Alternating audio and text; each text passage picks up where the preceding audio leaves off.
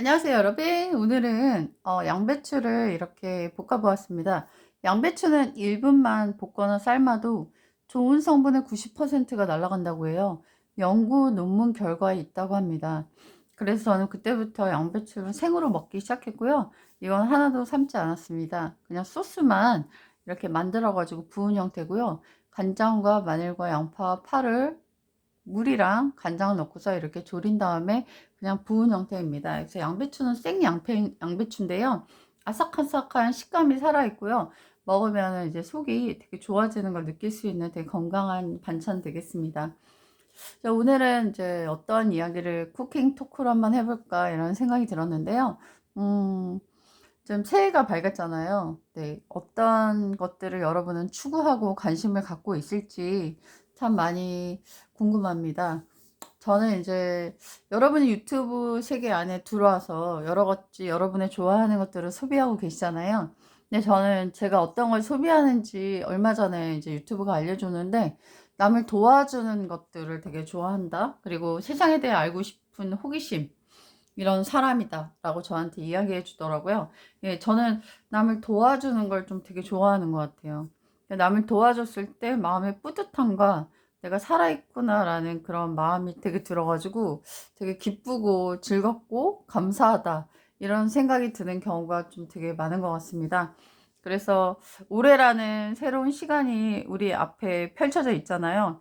그래서 이 시간들을 어떻게 보낼까 여러분 막 계획도 세우시고 어떤 삶을 살았으면 좋겠다라는 소망도 가지시고 그렇게 아마 준비하실 거라고 생각해요. 근데 저는 이 시간 속에서 요즘 제일 많이 갖고 있는 생각의 키워드 세 가지는 고독, 침묵, 묵상. 이 세 가지거든요. 근데 어떻게 더 고독하게 잘 보낼 것인가? 그리고 어떻게 더 침묵할 것인가? 그리고 어떻게 더 묵상할 것인가? 이 세 가지에 관심이 있는데 사실 이렇게 쿠킹 토킹을 한다는 것 자체가 침묵의 룰을 깨고 있는 거잖아요. 아이러니하게도 그런 것 같습니다. 하지만 이제 제가 1년의 절반은 늘 혼자 있거든요. 네, 근데 혼자 있는데 외롭다라는 생각이 들지 않는 것 같아요. 왜냐하면 저의 좋은 친구는 바로 예수님이시고 이제 또 좋은 친구는 배움이기 때문이거든요. 오늘 아침에도 되게 여러 가지 강의들을 들으면서 되게 행복하게 채워지는 것들이 있었던 것 같아요. 아침에는 두 가지를 배웠는데 교회는 주차장이 아니라 주유소다. 그래서 우리가 매일매일 교회를 가서 뭔가를 하고 그런 게 아니라 교회에서는 영적으로 충전을 받고 그걸 갖고 세상으로 나가서 긍정적인 기여를 해야 한다. 그런 말씀이신 것 같아요. 그것이 되게 좀 와닿았던 것 같습니다. 그리고 이성의 힘이라는 것은 내가 지금 겪고 있는 한계를 이렇게 극복하려고 하는 것이 아니라 명징하게 내 이성의 한계를 인정하고 받아들이는 것이다. 이 대목이 좀 되게 와닿았던 것 같아요. 예전에 유명한 철학자들이 대부분은 이제 무신론자가 아니라 유신론자였다. 데카르트나 유명한 철학자들이 하나님을 믿는 베이스에서부터 자신의 사고의 세계를 확장시키고 그거를 연결해 갔다라는 것들을 이야기를 하시더라고요. 그 대목이 좀 되게 와닿았던 것 같습니다. 그리고 어저께 같은 경우는 이제 한강 작가의 그 가치관과 그 작가에 대해 작품에 대해서 이제 분석하거나 이야기하는 것을 이제 정신과 의사들이 이제 분석하는 걸 좀 많이 듣고 그랬는데 이제 채식주의자는 제가 읽다가 좀 포기했거든요. 그 내용이 좀 선정성도 있고 좀 폭력적이고 도저히 읽기가 괴로워서 이제 사람들이 곡소리를 하며 읽는 책이 한강 작가의 책이다. 그래서 이제 불온서다. 그래서 아이들이 읽어서는 안 된다. 뭐 이런 얘기도 돌고 있더라고요. 워낙 유명한 작가니까 모르기보다는 아는 것이 도움이 될 것 같아서 이제 살펴봤는데 이제 그분은 이렇게 얘기하더라고요. 폭력을 정말 제일 무서워하고 두려워하는데 그 두려워하는 것들을 피하기보다는 그것을 돌파하고 마주하고 싶었다. 그래서 그거를 표현했다. 이렇게 얘기하는데 저 많은 댓글들을 읽어봤는데 거기서 그 글의 자체가 주는 그 충격이 자기한테도 폭력적이었고 그 트라우마에서 못 벗어나고 있다. 이런 글을 보면서 과연 작가가 의도한 것이 사람들에게 선한 영향력을 미쳤는가 하면 전 좀 아닌 것 같다는 생각이 들었어요. 왜냐하면 폭력을 이제 두려워하는데 그걸 여과 없이 드러내는 폭력으로 인해서 또 다른 정신적 폭력을 당한 사람들이 생긴다라는 것은 그 폭력을 어떻게 보면 다시 한번 재생산하는 것이 되잖아요. 그래서 저는 그건 바람직한 그런 예술적 승화가 되지 못하지 않나 이런 생각이 들었습니다. 그래서 저는 책을 직접 제가 보는 거는 저한테 고통이 너무 크기 때문에 보질 못하고 한번 본 사람의 얘기를 듣는 걸로 작품이 어느 정도를 담고 있구나 이 정도로 저를 보호하기 위해서 그렇게 하기로 했습니다. 네.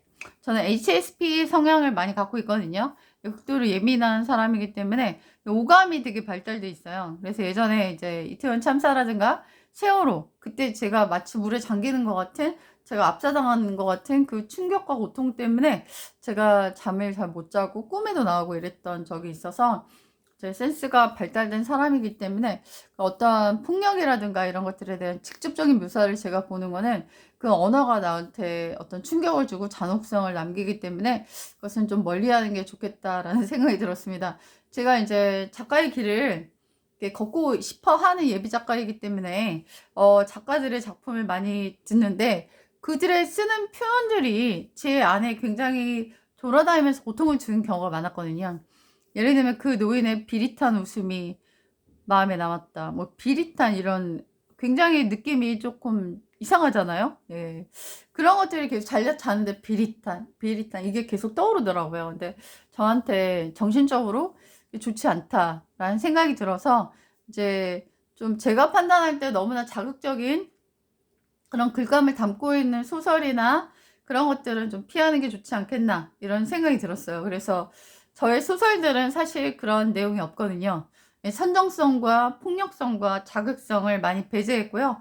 그래서 이제 아이들도 볼 수 있는 그런 내용을 쓰고 있는데 제가 이제 하나하나 이제 소개할 예정입니다. 왜냐면 신춘문예에 응모했는데 이제 21곳에 다 떨어졌기 때문에 이제 뭐 그걸 공개해도 되잖아요. 예, 그동안은 비밀이 원칙이기 때문에 비밀을 유지했지만 저 21편의 소설을 하나씩 제가 녹음해서 여러분한테 들려드릴 생각이고요.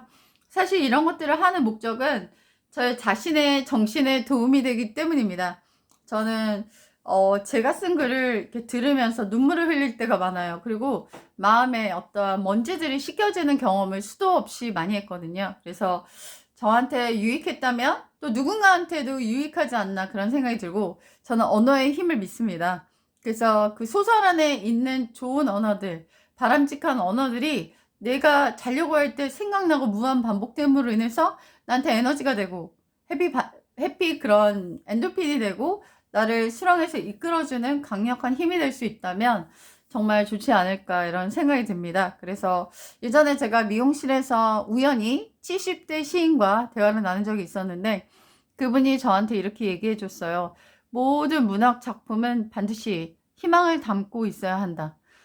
저는 그게 되게 좋았거든요. 그래서 기영도 시인인 불확실한 그런 희망을 말하기보다는 확실한 절망을 말하고 싶었다. 저는 그 말이 정말 싫었거든요.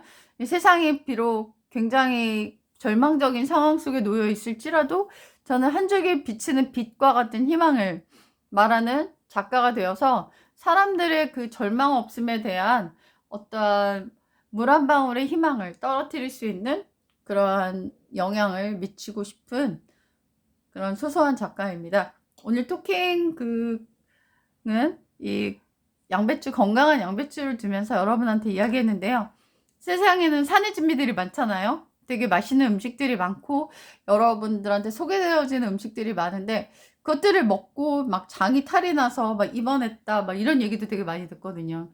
우리 동네에서도 되게 유명한 감자탕집이 있어가지고 저희 남편과 둘이 가서 먹었는데 2주 동안 아팠거든요. 근데 유명하다고 해서 건강하고 좋다라고 볼 수 없잖아요. 그래서 베스트셀러의 책이라고 해서 저는 결국 좋은 책이라고 생각하지 않습니다. 비록 한 명을 정말 살리는 책이라 할지라도 그 책 안에 귀한 것이 담겨 있다면 어떤 베스트셀러 글보다도 가치가 있다라고 보고 있습니다. 저는 제가 쓴 소설을 저희 학생 2명한테 가르치고 있는데요. 그 학생들이 점점 그 마음이 단단해지고 아름다워지고 건강해지는 것들을 기대하고 있습니다. 그리고 그것이 저한테 어떠한 보람을 주고 그리고 저한테 살아있는 어떠한 증거가 된다면 여러분에게 더 자신감 있게 소개해서 여러분의 삶의 어떤 불확실한 희망 속에 확실한 절망을 잡고 있는 여러분에게 한 줄기 빛과 같은 희망을 말하고 싶습니다. 오늘도 새해 첫날 여러분 머릿속에 자극하는 그런 모든 불안한 생각들, 걱정들, 두려움들 그걸 벗어버리고요. 하나의 밝은 희망을 향해 나아가는 여러분이 되시기를 바랄게요. 올해는 어제보다 작년보다 더 좋을 거예요. 하나의 문이 닫히면 새로운 하나의 희망의 문이 열린다. 안녕히 계세요.